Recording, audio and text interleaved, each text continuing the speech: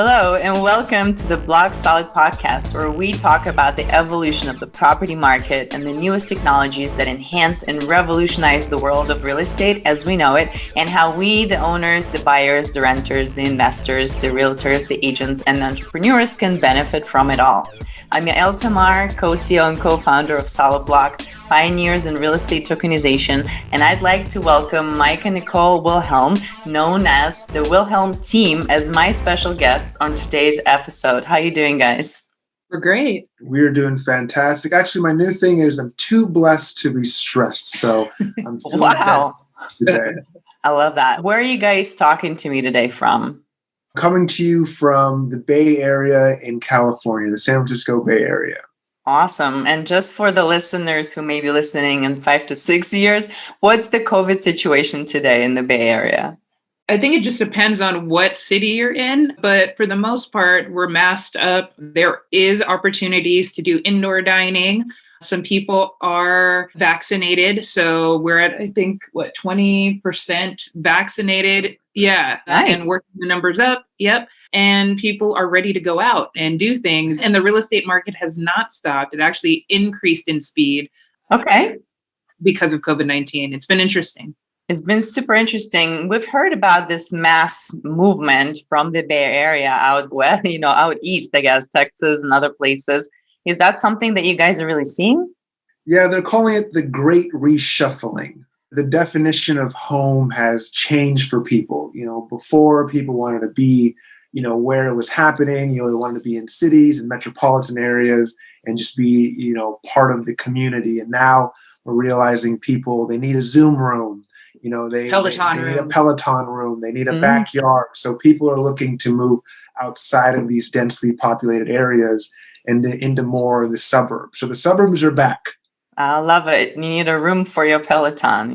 You used to be a guest room, but and my house now requires a cat room and a dog room and a Peloton room.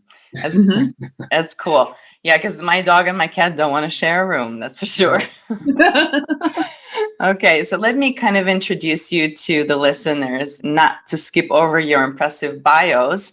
Mike and Nicole are a husband and wife team with extensive backgrounds in real estate and marketing. They're both San Francisco Bay natives who consider real estate practice a passion. They possess intimate knowledge of the San Francisco Bay Area, and with a client-centric approach to buying and selling, this dynamic duo boasts a keen eye for opportunity.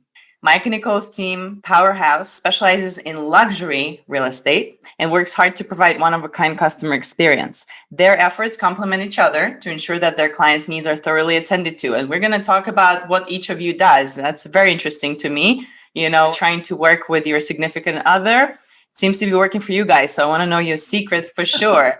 So you both founders and managing partners of the network group at Compass, right? You're involved with the East Bay College Fund, which is professional mentors for high school seniors. So that's really cool. I definitely respect that. And together, you exemplify the principles of hard work, determination, and dedication for your daughter, Olivia. So that's cool too. How old is Olivia? She just turned 4 going on 17. So some days going on 30. She's definitely a handful, but she keeps us, motivated, and she's definitely our why of why we do what we do. I get it. I totally get it. I have 2 children, 8 and 6 years old, and definitely those ages where they start being independent and you think, oh, wow, finally. And then you're like, oops, bigger children, bigger problems. So. Pretty much. Yeah. Every day, every time you think you mastered like that day or that age, something brand new comes up and like, I wasn't prepared for this. So yeah. There's no books on this. You just have to kind of figure it out as you go along. For sure. It's like a startup of its own, right? Oh, it is. It's the first startup. At first combined effort. Well, not the first, I guess the second, right? You guys were business partners first. So talk to me about that. How you guys make it work, what each of you is doing in this dynamic duo, and some advice to other couples that may want to work together. I'm curious, Mike. What do you think we do? We make it look easy. That's what we do. We do our best to try to make it look easy. But as you mentioned, we're husband and wife real estate team. If you talk to Nicole, she'll tell you we're wife and husband. So it really just depends on who you're having the conversation with, but we do a little bit of everything. And, starting out, we didn't quite have swim lanes in the beginning. We were all, as a real estate agent, there's a lot of hats that you have to wear. And so we were both wearing, different hats, working with buyers or working with sellers or, being interior designers and educating our sellers on how to get their home ready. So we were wearing many hats in the beginning, but we realized that we couldn't do it all by ourselves and needed to start to bring on some more team members. So when we did that, we were able to identify where our swim lanes were. And now things are much more seamless and synergistic, I feel. What would you say? Yeah, I would say as any startup, doesn't matter if you're in real estate or not, and you're just an entrepreneur, you just have to do everything, right? You have to be the janitor, you have to do payroll, you have to do it all. And working with your significant other is no different, other than the fact that now you manage your home life and your business together. Yeah. And it's finding ways where you complement each other and you don't get in the other person's way. And so to Mike's point, over the last 6 years since we've been in had a real estate business together, we've really honed in on what we do well and letting the other person do what they do well, and then having admin or a team that does what they do well, and then our clients benefit as a result of it. So right now we're a team of 8 people. We have 2 admin. One specifically works for buyers and is more of our personal or executive assistant. And then we have another one that does all listings. And then the rest are agents that assist us with the overflow or any particular neighborhood or city that they specialize in. That's awesome. So talk to me a little bit about your business in general. Who do you serve? Where you're focused? There's any geographical area or type of real estate you're focused on? Yeah, so we, say the San Francisco Bay Area, but specifically our market is in Oakland, Berkeley, and Alameda, which is, if you're familiar with New York, it's like the Brooklyn of the West Coast. Mm-hmm. And so, you have the busy metropolitan area, which is San Francisco, and then you have, the next major city right next to it, which is Oakland. And we're seeing a lot of people migrate from San Francisco to Oakland. And we knew this was going to happen when we were living in the city. And that's the reason why we positioned ourselves to take advantage of that. And, things have been very successful since then. I feel that Oakland has the soul of the Bay. You have a lot of artists that moved out that way. A lot of athletes, a lot of people who are originally from the Bay Area that just figured that San Francisco was just too expensive or, wanted a different quality of life. San Francisco is like, driving in 5th gear with as quickly as everything moves. And then Oakland is more like, depending on what neighborhood you're living in, it's like 3rd or 4th gear. So you get a lot more bang for your buck. And one reason why people find the value of moving in those areas. Yeah, I mean, that's the geographic sector of what we serve. Also, fun fact, our parents did it, the migration. So my parents moved from San Francisco when I was young to the East Bay. Mike's parents moved from Daly City to the East Bay, so we're familiar with that process. Is that where you guys met, the East Bay? It's a spoiler alert. It is a spoiler alert. It is, yes. We met in the East Bay. We met in a hopeless place, as Rihanna would like to say. We met at just to go off on a tangent, we met at a casino. I used to... In a past life. In a past life, yes. I used to be a professional poker player, and Nicole... was one of the board people there, and then he moved into becoming a bartender. Mm-hmm. And so it was a match made in heaven. But, this was many, many moons ago. And 16 years ago. In a past life. Yeah.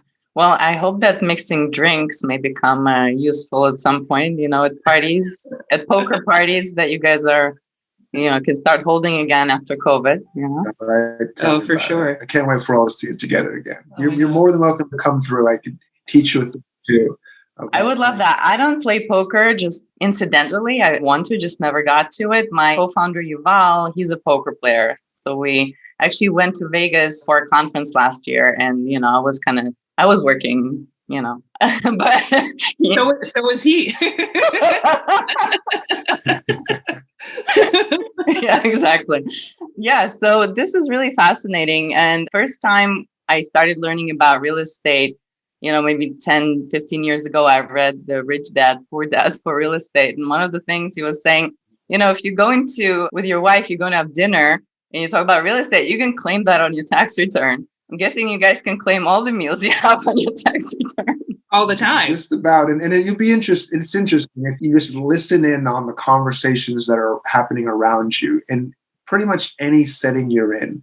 You'll eventually hear people just bringing up real estate. It's one of those things that that's just part of everyday conversation. And us too, we read Rich Dad, Poor Dad and understanding, the quadrants and whatnot. And we wanted to be business owners and investors. And so that's one of the main reasons why we made the switch from our corporate jobs into real estate. Wow. So that was kind of like a family decision. You decided to go into this business together, or did somebody come to real estate first? How did it all begin? So we read Rich Dad, Poor Dad, then we went to a seminar, and there was a woman there who was telling us about what the future is going to be like. And we were laughing and we're like, what does this lady know? And she goes, you know what? There's going to be a disparity between rich and poor, even greater than what it was back then. She's like, it's going to be huge. And you're going to have a choice, right? On what side do you want to be on? And they're like, so interesting, tell us more. And she goes, it's the people who own real estate that will do very well. And it's the people who are on the forefront, are willing to take risks. And at that time, we kind of just laughed and was like, whatever, right? What does she know? And then as years passed, we recognized that she was right and the gap was happening. And one of the things that really stood out to us is that it's a choice, right? We thought that, I don't know, you were raised in a really good family and that's how it happened, or you got a really great job and it was all sort of just the way you're supposed to go, right? Dogma, if you want to call it that. So she brought it up that it's a choice. We go, okay, so what can we do so that we can ensure that our family builds generational wealth? So we started as real estate investors in 2008. We bought our first property, we rented it out, and then we sold it, doubled our money. And then from then on had a buy and hold strategy, which we just rent it out and we renovate the properties. Mike took it a step further, and now you're in like investment groups, right? Where they do like syndication and all that fun stuff with apartment buildings and dealing with investors. But I would say if anyone's listening to this and they're looking at getting started, is one, realizing that it is a choice and making the choice to do it and then just doing it, right? There's like there's no anything special about it. It's just getting started. Yeah, I feel you that, and it's fascinating how both of us had this Rich Dad, Poor Dad story. It's not something I read on the blog or anything of yours, just kind of like resonated with me, the whole conversation, the vibe, right? So that's kind of cool. I feel you. All right. So let's talk a little bit about real estate technology, what you guys are thinking is going to be the next big wave, if that's something you have thought about, are interested in, and you want to get involved with. Yeah. I mean, there's this big craze that everybody's talking about now with like NFTs. And we found out that an agent that we actually know who works at Sotheby's just sold a property that had a beautiful view. It was amazing. It was very modern on the inside. It sold for $500,000. Wait, can I say it? Go ahead. But it's on Mars. but it's literally in this virtual world of NFTs. And, I think it sold for whatever the equivalent of 500,000 US dollars is. I think it was like 200 ether or whatnot, or I don't know the exact math. But I just found that so fascinating. And, more and more people are looking into this, digital world. And I believe that you're going to start to see more. I never thought I could be a real estate agent on Decentraland and sell land on there. You're gonna start selling houses on Mars. I love it. Right. These things never even crossed my mind, but we're hearing more and more people have these conversations. And one of our clients actually, they purchased their first home in 2018, just after the third crypto crash. Like she was able to sell at the top of the market when Bitcoin, I think it was like 17,000 or 20,000 at the time, and was able to purchase her first home. And now her company just got listed on Coinbase, and her coin or token exploded, and now she's going to do the same thing again. So we're starting to see more and more clients have these funds that they generated through cryptocurrencies. And I think that's going to be the wave of the future. Yeah, I agree. I mean, I don't know what's going to happen. I don't have a crystal ball, but I know that this technology definitely facilitates opportunities, right? Just by opening up a way for people to invest, by expanding their portfolios and things like that, right? By maybe we don't necessarily need to transform all the houses into virtual format, right? Because people still need to live somewhere. But that's why we love real estate, is because there is a certain expectation that It will continue to be in demand, at least residential, right? The population is going up. People are starting, or the majority of the people are expanding their living quarters over time. At least that's a cultural societal norm. So, office real estate is a little different now because of the pandemic. But I heard that there is some expectation that people are going to go back to work because they're just so tired and bored at home. Did you guys hear that? Yeah, we just found out from one of our clients that are in Oakland, the Oakland Unified School District, they're actually going to start letting kids go back to school. So, I think once that happens, or now that they've opened up the floodgates, I think it's going to happen in the next 2 weeks or so. It'll be on a very limited basis, but that'll just be the start of parents being freed again and being, not, I would say free, but having their children in school so that they can.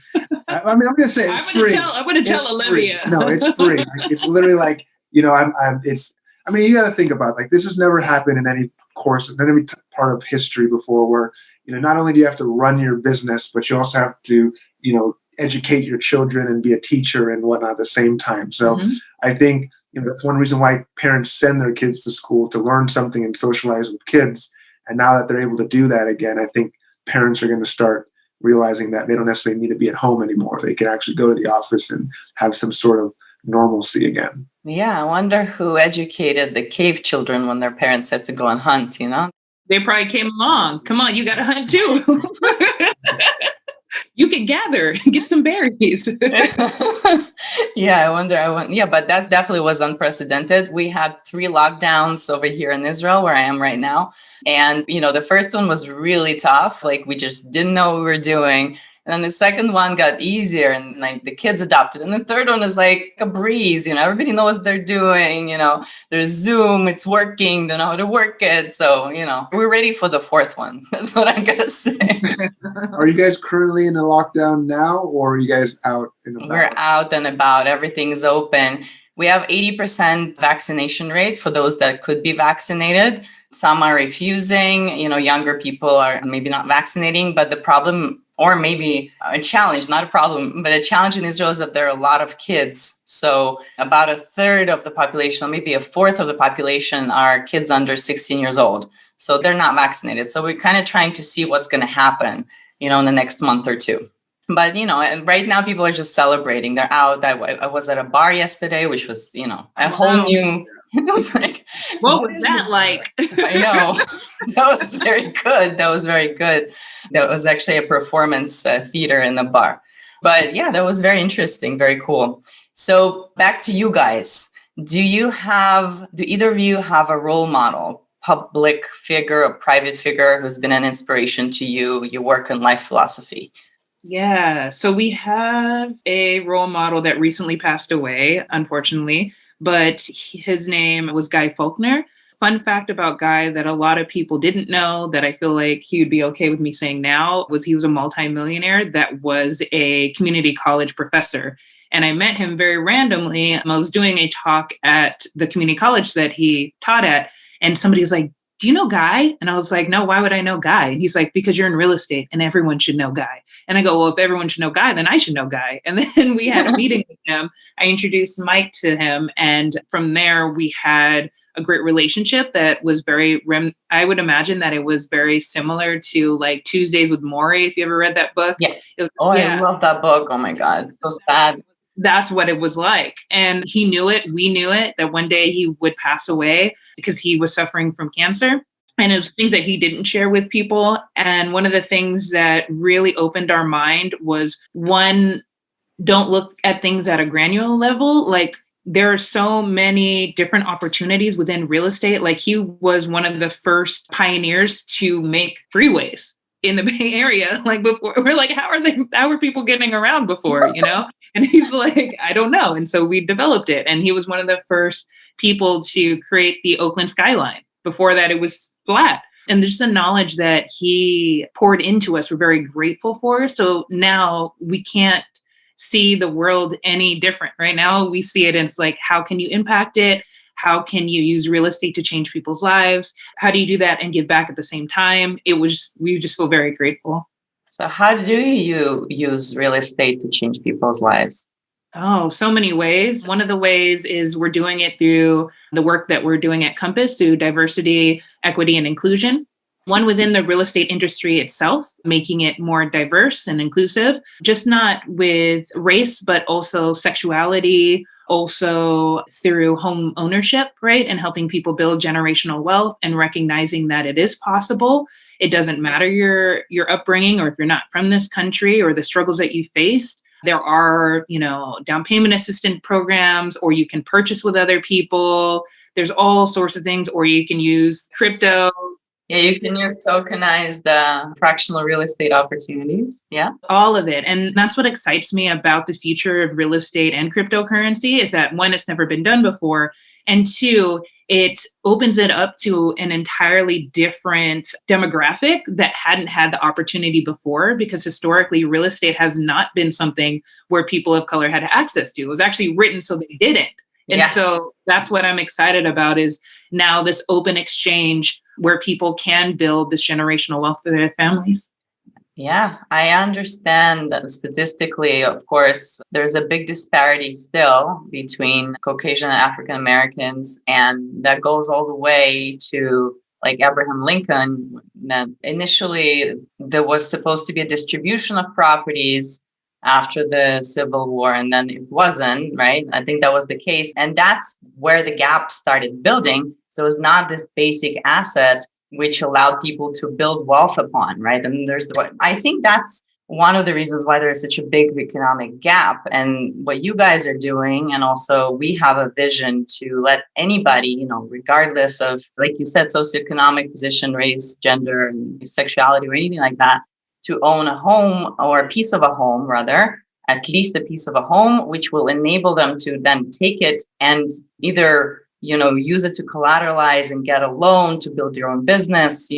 Having real estate in your asset portfolio is really powerful. Mm-hmm. So what I wanted to ask you about your activity is, what are your strategies? How do you work with clients to find the ultimate home? How do you understand what they're looking for? Talk to me a little bit about that.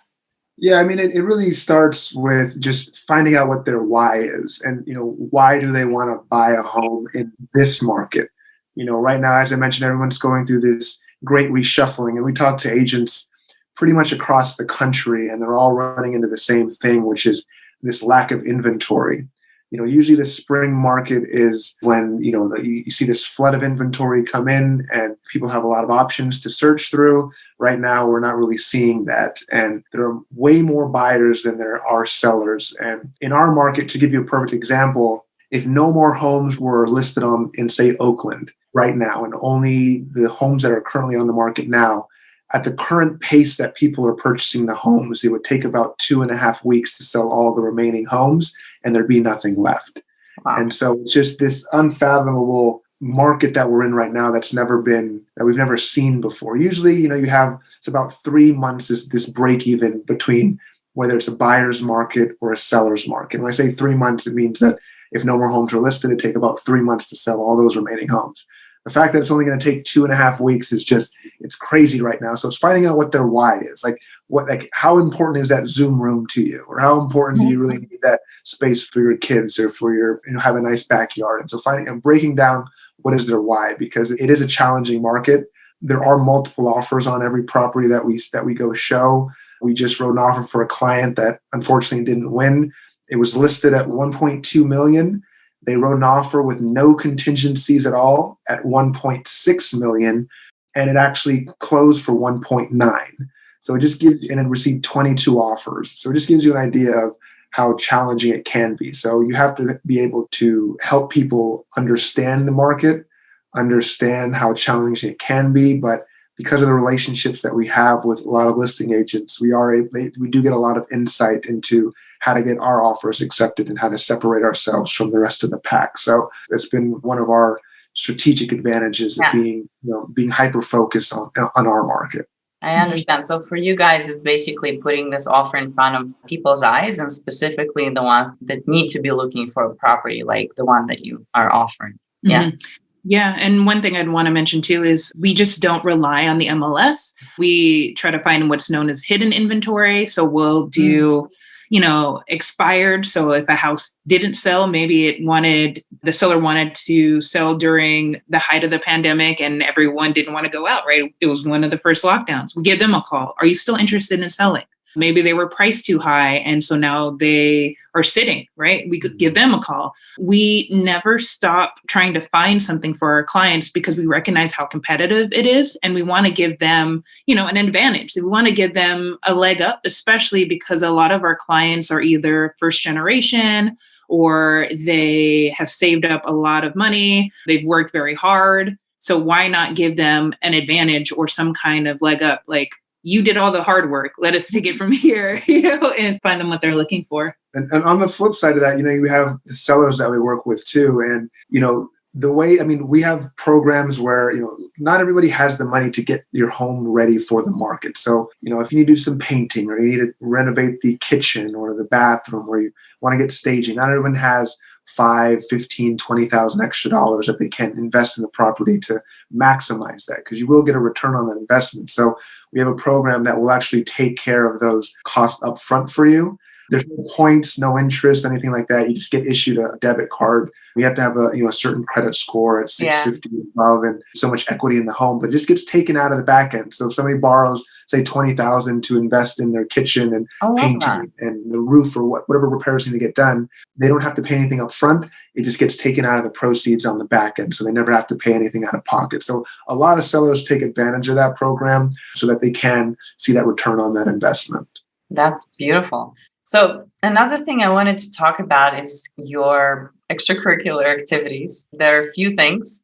First of all, volunteering at East Bay College Fund, right? So you're working with students, encouraging them to finish college degrees. I want to talk a little bit about the success. Let's say what success that you're seeing, and let's say what does it give you, this experience? Yeah. The way we found the East Bay College Fund was through a client of ours. And he's like, you'd be great mentors. You should check it out. We went to the program and we saw just how many people of color or first generation to go to college, like how many students there were. And they didn't have role models, right? Because they originally, like if you came from a household where your parents went to college and they always went to the same school, it's easy. You know what your path is. But if your parents are not from this country or they've never gone to college, it's hard to navigate the paperwork. It's hard to keep going because when you go to those schools, you might not see anyone who looks like you or has that background. So for us to be connected with those students, it was an honor, right? But also a great responsibility. And to be honest with you, my first 2 encounters, they did not finish college. And it was deeply saddening because I would get on these calls with them and I'd say, you know how important this could be for your life? And they go, well, my mom needs me to go work because we don't make enough income to be able to live in the Bay Area if I don't. And it was just a really harsh reality of like, this happens, right? And it also has caused us to double down our efforts in making sure home ownership is a thing. So to your point about being able to borrow against their equity, maybe they could have done that if they had home ownership, if they weren't renting. And one of the mentees that Mike had an issue with the law because he was hanging out with some friends and in a place that he probably shouldn't have. I strongly believe it's because he didn't have, a strong mentorship. And I don't know if you want to talk about that, but. Yeah, it really just goes down to that old saying, birds of a feather flock together. And just the people that he was hanging around with, they didn't even finish high school. So when I remember having, some of those first initial conversations with him and just trying to help him change his mindset and realize that he doesn't have to, spend time with these people. I have always had this, what would you say, like this mentality, which is to have OQP in your life, only quality people. Yeah, his 5 close friends theory, right? All those sayings, that all that stuff is real. The fact that, when you see Taylor Swift or Selena Gomez, it's real. Right, exactly. I need to start. We're always taking an inventory of the people that in our lives and just realizing that you don't have to hang out with the same person you hung out with in high school. It's okay. There are, the world has 7 billion people. Someone else is going to like you and someone else is going to be friends with somebody else that actually is better for you and going to put you on a better path. So it's just helping them try to understand that. And it works for adults too, right? Yeah, it absolutely works for adults. Yeah, I had this conversation with my partner the other day. And we were saying, well, we have some friends we should probably hang out with more, people who are successful, people, we can talk to. It doesn't mean that obviously we should hang out with friends who are not successful, because some people may need actually an extra hand and kind of pull them up. And then, in the community of people our age, where a lot of people are parents and there's COVID, definitely we could give this opportunity to somebody like this extra push, right? So we can also use that for the better, be one of those 5 people for someone else. But we're also started thinking like, okay, we have these people in the network. How do we get together with them? How do we increase our interaction? Because it does rub off on you, right? No, absolutely. I mean, but those people that you're bringing up, they have to want to come too. That's true. Not everybody does. There's that saying with, the crabs in the bucket, and all that stuff is true too. But there are those few people that are like, what, I also want to grow. Like, help me, connect me with those people. And those are the people that, you want to bring along with you. We used to have a lot of negativity in our life and a lot of negative people. And I mean, we had some people that were so negative, like if you put them in a dark room, like they'll start to develop. Like that's how negative it was. And we started realizing that, if we're going to be that, let's be the beacon of light in that room.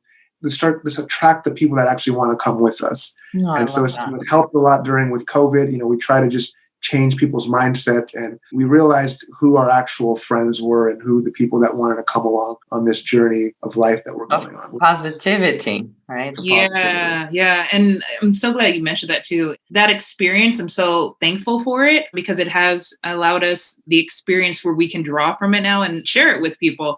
And we're working with a gentleman to help create courses about it, like how to get unstuck, how to get rid of the negativity in your life, how to jumpstart so that you are actually living your dreams and you're just not living day to day thinking that this has to be your reality when it doesn't. And I love it how you guys are doing it because you're living it. Sometimes you look at these professional gurus who make a lot of money doing this, but you guys are doing it because you're there. You realize we need positivity. You created your own business. You're working together. You built at the beginning of an empire with staff. That's really great accomplishment. And you donate $250 after each house sale to a Home for a Home, which builds homes in Guatemala. Why did you choose to donate specifically for that initiative? It was a program that was introduced to us several years ago. And I'm, being with my mom coming from the Philippines, I know what home looks like for people there.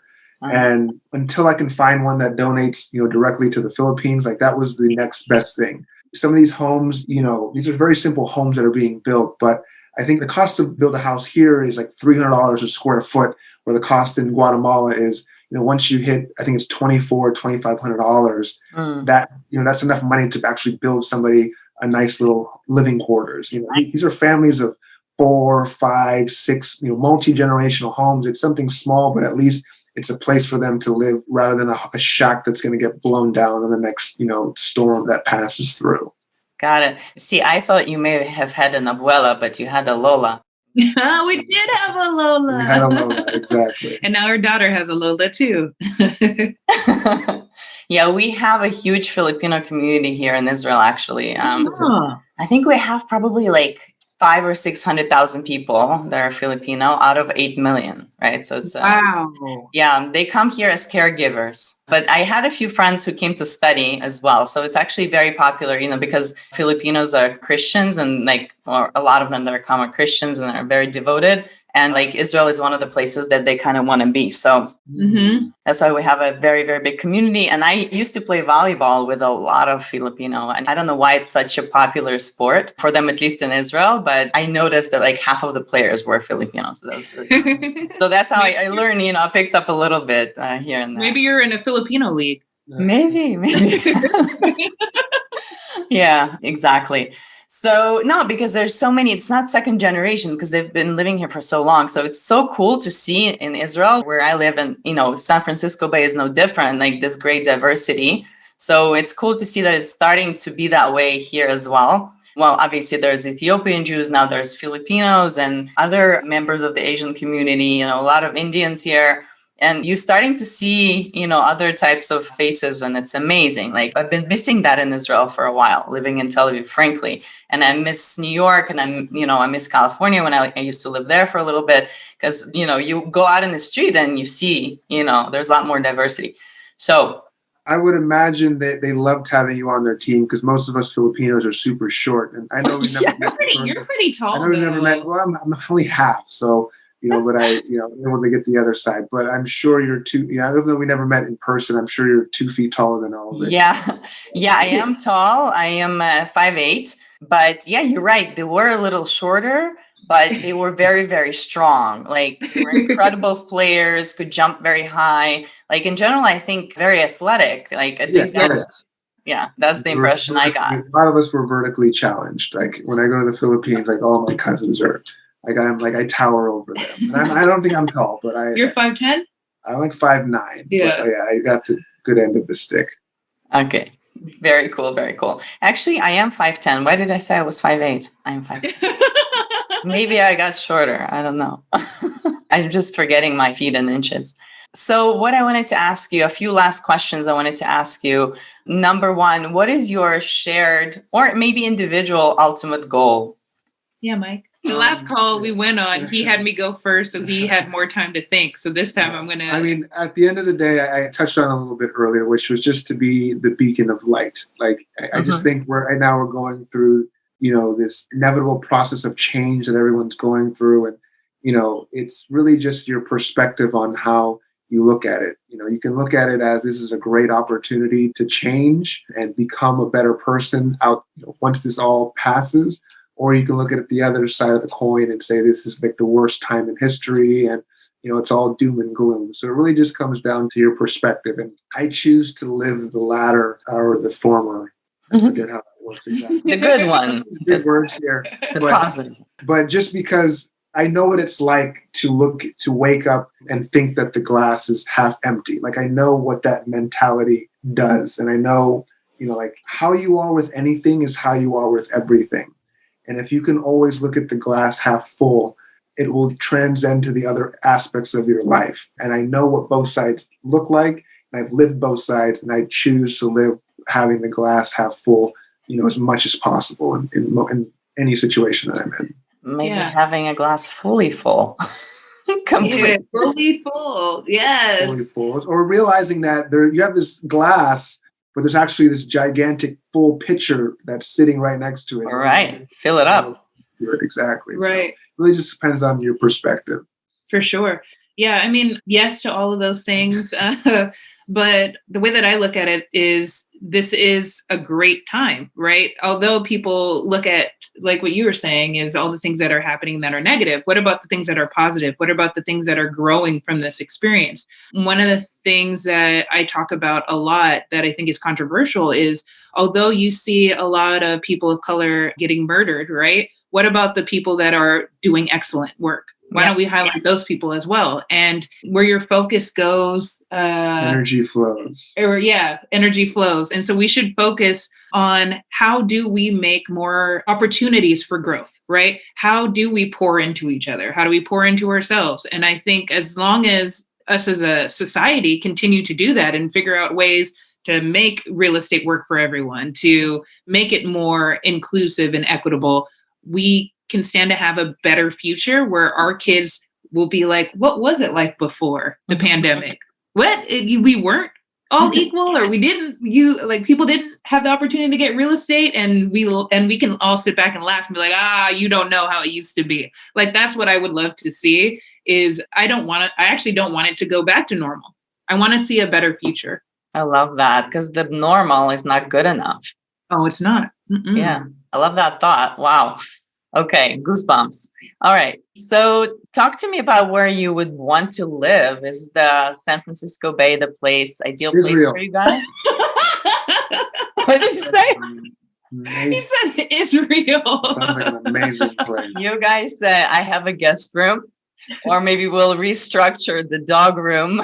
I was going to say that. Or is there a cat, a dog, or a Peloton in it? Yeah, maybe we'll move the cat into the dog. You guys can come and visit anytime. We always entertain the idea of living, abroad, or maybe like living abroad half of the year, then coming back the other half. I don't feel like we've explored enough places to narrow one place down. I mean, we've been Hypothetically settle down. we've been like, we entertain like moving to the Philippines. We talked about moving to Thailand. Like these are places that we've actually been to Europe.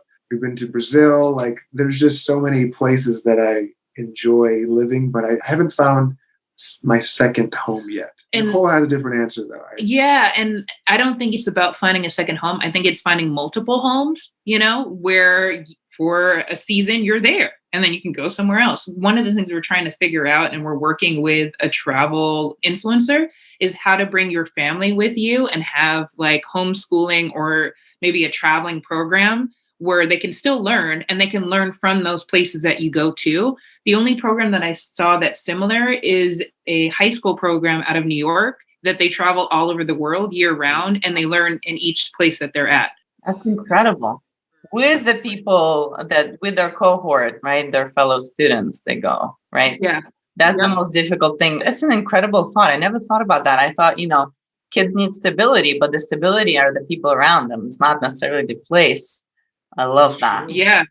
Because there's no stability now, if you really think about it, right? The pandemic shook things up. So if you're going to, so why not, like you said, find the stability within each other? Yeah, that is incredible. I love that. We covered so many things. Do you have any kind of last thoughts and pearls of wisdom, or you can talk about what's next and why you are now interested in tokenization? Anything you guys want to talk about? Yeah, Mike has a philosophy since he has the background of being a professional poker player, about risk versus reward and how you focus on the reward and not the risk, which is very different than most people think, because most people are like, oh, let's overthink about the risk and not think so much about the reward. Or the FOMO, the other way around, right? The risk of losing things. Yeah. Yeah. Or in the crypto, or I think they call it FUD, the fear, uncertainty, doubt.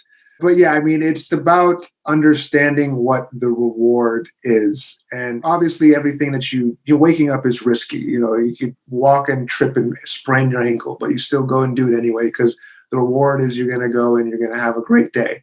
But I mean, it's just understanding that where you are now doesn't have to be where you are tomorrow.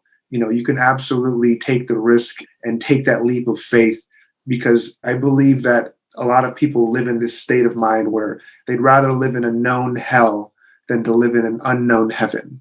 And so if you can paint that picture for yourself and just see in your mind what it actually looks like, if you see it in your mind, you'll be able to manifest it and see it in your actual reality. So I would just lead people with that. Yeah. And I would say the world is changing and it's okay. The only thing constant is change. And to lean into cryptocurrency and real estate, if you're looking at building wealth, and if you can couple the two, amazing. I believe that's where the future is headed. I'm actually really excited to learn more about your company and the future of it, because I have yet to see a company that marries the two and makes it available for others, because I've seen companies do something similar, but it was not within reach for a lot of individuals. But it's nice to see something where they can build on it, even eventually put it in a trust so that their kids can grow from it. Just doing traditional things in a new world, right? Like taking those tactics that other families have had the opportunity to do, but taking it in the future and making it accessible for all families. Oh, I love that. I love both of those angles, right? Mike, your philosophy will definitely stay with me. And Nicole, forward-looking, or the outlook on the technology and where it's all going to go. And it's going already inevitably. That's definitely something that we share. And that's why we wake up in the morning and do what we do and take the risk, because there is a reward. And the real reward is in helping people. It's not necessarily in becoming rich, because you can do that maybe by just investing in Bitcoin, which is fun. Not investment advisor here, right? Not investment advice, but but for us, it's really creating something long lasting with great opportunities for everybody. So guys, thank you so much for joining me on the Block Solid podcast today. Nicole and Mike, it was great having you on, the Dream Team. And you can find us on Spotify, Apple Podcasts, or by visiting the website at solidblog.co/podcast. If you enjoyed the show, don't forget to rate and review, spread the word. Thanks, guys. See you soon. Thank you.